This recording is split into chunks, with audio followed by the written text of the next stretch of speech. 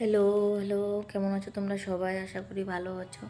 আচ্ছা, আমি যেটা আমার বর্তমানে একটা টেনশন হচ্ছে যে বিষয় সম্পর্কে, সেটা হলো যে নবম দশম একাদশ দ্বাদশ তো ওএমআর সিট পাবলিশ হয়ে গেছে। তো এখন তো যোগ্য অযোগ্য পুরো ক্লিয়ারভাবে দেখা যায়। তো এখন কি ওরা যদি ওদেরকে চাকরি ফিরে দেয়, নবম দশম একাদশ ওরা চাকরি যদি পেয়ে যায় সবাই, তাহলে যে 2026-এ মানে 25-এ আর কি যে এক্সামটা হলো, তাহলে ওখানে আমরা যে ফ্রেশার আসি, তাহলে সিট কী হবে ব্যাপারটা বুঝতে পারছি না। তাহলে কি আবার নতুন কি লিস্ট বার হবে, নাকি নতুন কাট আপ হবে, কীভাবে হবে, না প্যানেল বাতিল হবে, কী হবে? আমার না মাথার মধ্যে এগুলো টেনশন আমার ঘুরতেছে। জানি এগুলো টেনশন করা উচিত না, তাও আমার টেনশন ঘুরতেছে।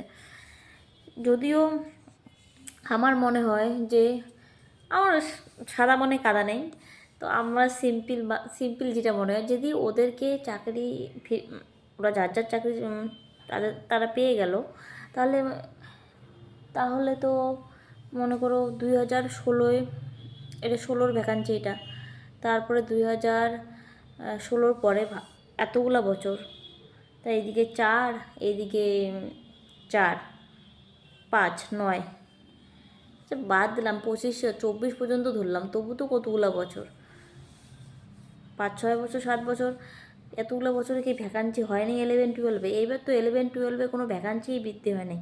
ফিমেলে তো কোনো ভ্যাকান্সি মানে নাই, কোনো এক্সট্রা কোনো ভ্যাকান্সিই নাই। 9টা না ম্যাথামেটিক্সে মানে 9 জন নাকি 5 জন শুধু এক্সট্রা ছিল। তো এতদিনের কি ভ্যাকান্সি হয় নাই, ভ্যাকান্সি বৃদ্ধি হয় নাই? অনেক স্কুলে সায়েন্স বেড়ে গেছে, এখন অনেক স্কুলে নতুন নতুন সায়েন্স মানে 11-12-এর সায়েন্সের পড়াচ্ছে, অনেক স্কুলে নতুন হচ্ছে, তবুও মাস্টার বাঁচতেছে না, মাস্টার কমে যাচ্ছে। এটা কেমন করে সম্ভব? কোনো ভ্যাকান্সি বাড়তেছে না। তো আমার মনে হয় এতদিনে এই যে মাঝখানে যে এতগুলো ভ্যাকান্সি আছে, এই ভ্যাকান্সিগুলো অ্যাড করে যদি পরীক্ষাটা হলো, এটাতে এখন এক্সপিরিয়েন্সে যে 10 নম্বরটা যদি না দিয়ে যদি কাট আপ করে, তাহলে মনে খুব ভালো হয়। আমি জানি না কি করবে, আমার না কেমন টেনশন হচ্ছে, মনে হচ্ছে একটু কেমন কেমন টেনশন টেনশন লাগতেছে। ঠিক আছে, অতটা টেনশন করতেছি না, তবু মনে হচ্ছে যে টেনশন টেনশন লাগতেছে, কি করবে। আবার তো মনে করো জুনের মনে করো 45 দিনের মধ্যে বলছে তো 7 পে কমিশন বসবে। তো জুনের 25 তারিখের মধ্যে তার মানে 7 পে কমিশন বসতে চলেছে।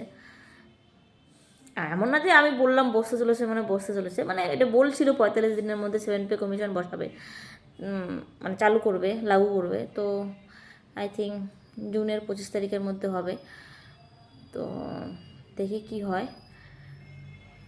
আমার টেনশন হচ্ছে এসএসসিটা নিয়ে, কিন্তু এসএসসিটা মানে কী হবে বুঝতে পারছি না। তোমরা মানে তোমাদের কিছু জানা আছে নাকি? আমার ঠিক আমি তো মানে তোমাদের জানা আছে কিনা, জানি না। আমার তো টেনশন হচ্ছে কি করবে এরা। ওই মানে যদিও ওদের চাকরি ওদেরকে দিয়ে দেয়, ঠিক আছে, এতদিনে কি 11-12 কোনো ভ্যাকান্সি বৃদ্ধি হয় নাই? এতদিনে 11-12-এর মানে আমরা যে পরীক্ষাটা দিলাম, সেখানেও কোনো এক্সট্রা ভ্যাকান্সিই বেশি নেই। ভ্যাকান্সিটা বাড়ানো উচিত, আরও 9-10-এর ভ্যাকান্সি বাড়ানো উচিত। এক্সপিরিয়েন্সের 10 নম্বর যদি ওদেরকে চাকরিটা দিয়ে দেয় আর কি আগের, তাহলে এক্সপিরিয়েন্সের 10 নম্বর কাটা দিয়ে নতুন কাট আপ করা উচিত। তাহলে একটা সুরাহ হবে। আর ফটাফট আগস্টের মধ্যে বলছিল না জয়েনিং করতে, মানে লাস্ট সময়সীমা দিয়েছিল আগস্টের মধ্যে সব কাজ কমপ্লিট করতে। আদৌ করবে কিনা কে জানে, এখন নতুন সরকার আসছে, তো আশা করি ভালো কিছু করবে। আশা করি ভ্যাকান্সি বৃদ্ধি করে সবাইকে নেবে। এর আগেও তো মনে হয় আসামে যখন নতুন বিজেপি সরকার আসলো, তখন আগে যে পরীক্ষা হয়েছিল তাদের প্রত্যেককেই নিছে। টেট এক্সাম হয়েছিল না কি জন্য, না এখন 9-10-এর এক্সাম হয়েছিল, প্রত্যেককেই নিয়ে নিয়েছিল হেমন্ত বিশ্ব শর্মা, ওখানকার চিফ মিনিস্টার। তো আমাদের এখন কি করবে আমি জানি না। আমাদের ওয়েস্ট বেঙ্গলে কী হবে কে জানে।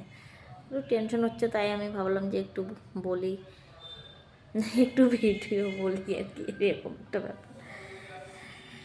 হ্যাঁ, ওকে, এটাই আমার টেনশন হচ্ছে কি হবে এসএসসিতে। আমার মনে হয় যদি ওদেরকে ওদেরকে দিয়ে দেয়, কারণ কি এখন তো পুরা জলের মতো ক্লিয়ার কে যোগ্য কে অযোগ্য। আর যে যোগ্যদের চাকরি ফিরিয়ে দেওয়াও আমার মনে হয় উচিত। অনেকেই বলবে ফ্রেশার্স হয়ে, কিন্তু না, আমার মনে হয় এটা ফেয়ার, কারণ কি এখন তো জলের মতো পরিষ্কারই হলো। যদি দেয় তাহলে আমরা যে পরীক্ষাটা দিলাম এখানে সিরিয়াসলি ভ্যাকান্সি বৃদ্ধি, এত দিনের কতগুলো ভ্যাকান্সি থাকবে, তো ভ্যাকান্সিটা এটা ইনক্লুড করে আমাদেরকে এক্সপিরিয়েন্সে 10 নম্বর করে না দিয়ে আমাদেরকে নতুন যারা আমরা এক্সাম দিছি আর কি, এক্সামটা অলরেডি, তাদেরকে নেওয়া উচিত প্রত্যেককেই। কী সব করছে ভগবান। ঠিক আছে, বাই বাই, আমি একটু টেনশন যাচ্ছে। আমার মনে হয় এখনই কিছু একটা ঘোষণা শুনি এরকম মনে হয়, জানি না কাদের মধ্যে হচ্ছে, আমার না মনের মধ্যে হচ্ছে এখনই কিছু একটা ঘোষণা শুনলে মনে হয় আত্মার মধ্যে একটু জলের ছিটা পড়তো, এরকম আমার মনে হচ্ছে আর কি। কিছু একটা ঘোষণা করুক আমাদের চিফ মিনিস্টার, আমাদের যে এডুকেশন মিনিস্টার। আমি সম্ভাব্য সবাই বলতেছে যে আমাদের আমাদের যে শিলিগুড়ির বিধায়ক এমএলএ শঙ্কর ঘোষ হবে মন্ত্রী, এডুকেশন মিনিস্টার হতে পারে, এরকম সবাই বলতেছে। জানি না কী হবে, দেখি কে হয়। আর যেই হোক না কেন, আমি মনে করি এটা নিয়ে কিছু একটা শপথ গ্রহণেরও সঙ্গে সঙ্গে এটা নিয়ে কিছু বলুক, এটা সলিউশন হোক। আমি মনে করি সবাইকে দেওয়া উচিত। কত বছর থেকে আমরা 15-16 বছর থেকে এসএসসিতে বসতে পাইনি। লাস্ট একটা কি এই ঝঞ্ঝামলার মধ্যে বসলাম, তাও যদি এবার কিছু হয়, যতই নতুন সার্কুলার প্রতি বছর এসএসসি নোক যাই নোক, একবার তো দিছি, এটা যদি আবার এটা ক্যান্সেল করে দেয়, ফ্রেশার্সরা খুবই মনে দুঃখ পাবে, আর মানে বিভৎস দুঃখ পাবে। এটা যদি না হয়, নতুন এত বছরের ভ্যাকেন্ট আছে, 7-8 বছরের যে মাঝখানে ভ্যাকান্সিটা আছে, সেটার মধ্যে অনেক পদ ভ্যাকেন্ট আছে, সেগুলো ইনক্লুড করে নেওয়া উচিত, আমার মনে হয় যে এইরকম কিছু একটা ঘোষণা করুক, শুনে মনের মধ্যে তৃপ্তি আসুক। আর 10 নম্বরটা যদি ওদেরকে চাকরিটা ফেরত দিয়ে দেয়, তাহলে 10 নম্বরটা ক্রস করে মানে এক্সপিরিয়েন্সে কোনো 10 নম্বর হবে না করে আবার কাট আপ দেওয়া উচিত, ফটাফট রিক্রুটমেন্টটা করা উচিত। আমার এটা মনে হয়, জানি না কী হবে, একটা মনে হইতেছে কখন একটা শুনবো ঘোষণা, কখন একটা শুনবো, একটা এটা আর কি অপেক্ষা করতেছে। জানি সবার মধ্যে হচ্ছে, আমার যেরকম হচ্ছে, আমার মনে হয় সবার মধ্যে হচ্ছে এরকম, আমার মধ্যে মনে হয় একটু বেশি হচ্ছে, ওই জন্য ভিডিওটা বানাইলাম। ওকে, বাই বাই।